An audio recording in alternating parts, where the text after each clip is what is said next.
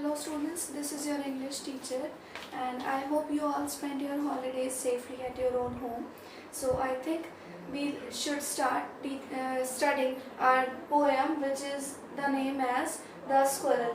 As you all can see, the poem is with the name The Squirrel, and here on this board the central idea and some new words are written so that you can easily understand your poem very well. So firstly we'll read our central idea of the poem, which is as follows. In this poem, the poet tells us about the nature of the squirrel. Squirrel को हिंदी में गिलहरी कहते हैं और यहाँ पर जो poet है पोएम का, वो हमें गिलहरी के बारे में ही बताना चाहता है कि वो कितनी मासूमियत तरीके से, कितनी मासूम तरीके से शैतानी करती है, कितनी फुर्तीली होती है और जल्दी जल्दी सब कुछ काम करती है. So The poet tells us about the nature of the squirrel, that it is innocently naughty. ये बहुत ही मासूम और बहुत शरारती होती है. And likes to tease. Tease का मतलब चिढ़ाना. इसे दूसरों को चिढ़ाना पसंद है. Who comes near it? जो भी इसके पास आता है उसे चिढ़ाना बहुत अच्छा लगता है. The poet wants to tell that how the squirrel wants to tease the human. Poet ये बताना चाहता है कि कैसे squirrel के पास जो भी human आता है वो उसे चिढ़ाती है या चिढ़ाता है.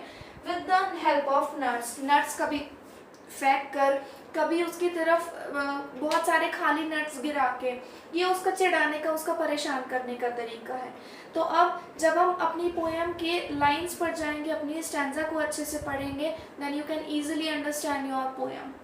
Here are 3 new words written for you on the board. ये 3 ऐसे नए वर्ड हैं जो आप इस पोएम में भी सीखेंगे और शायद वैसे भी आपके लिए नए होंगे.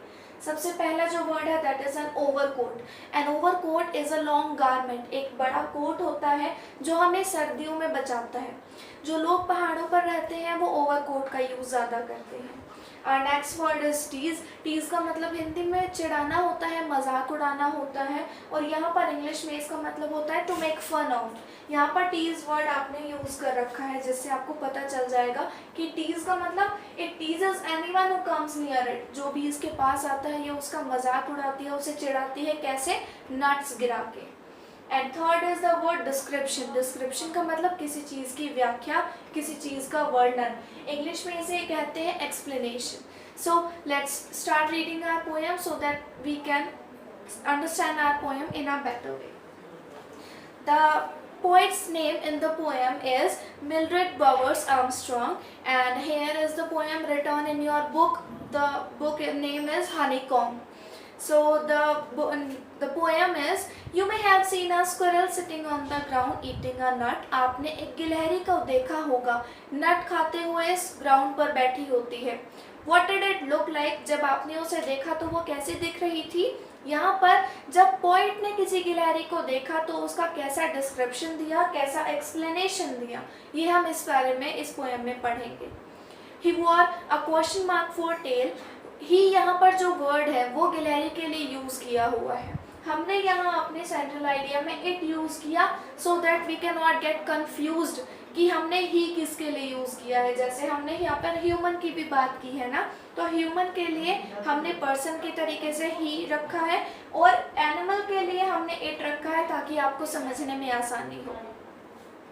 सो the squirrel, he wore a question mark for tail. वो टेल के तरीके से या पूंछ के लिए एक क्वेश्चन मार्क पहनता है. उसकी जो पूंछ है वो क्वेश्चन मार्क के तरीके से है. Question mark is like this, और जैसे यहाँ पर उसकी पूंछ है वो भी इसी तरीके से दिखाई गई है. An overcoat of grey. Grey colour की उसकी बॉडी है. ओवरकोट मतलब लंबा कोट, तो जो ओवरकोट है पूरी बॉडी जो उसकी है वो ग्रे कलर से फिल्ड है. He sat up straight to eat a nut. किसी नट को, किसी अखरोट को, किसी बादाम को खाने के लिए वो सीधा बैठता है. He liked to tease and play. उसे खेलना और लोगों को, इंसानों को चिढ़ाना बहुत पसंद है.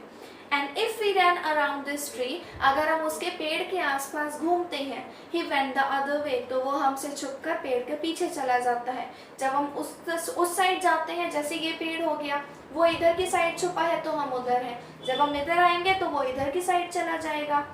सो यहाँ पर ये छोटी सी पोएम थी आपको गिलहरी का, स्क्विरल का डिस्क्रिप्शन देने के लिए, और पोएट जो है Mildred bowers Armstrong, in short MB Armstrong.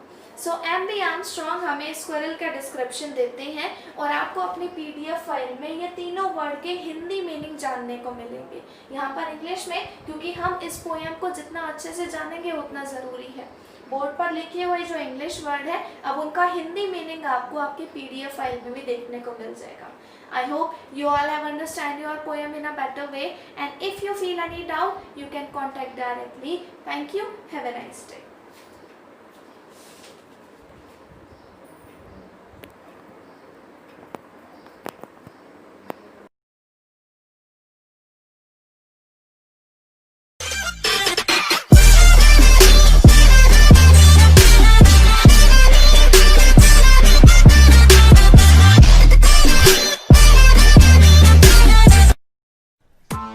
Press the bell icon on the YouTube app and never miss another update.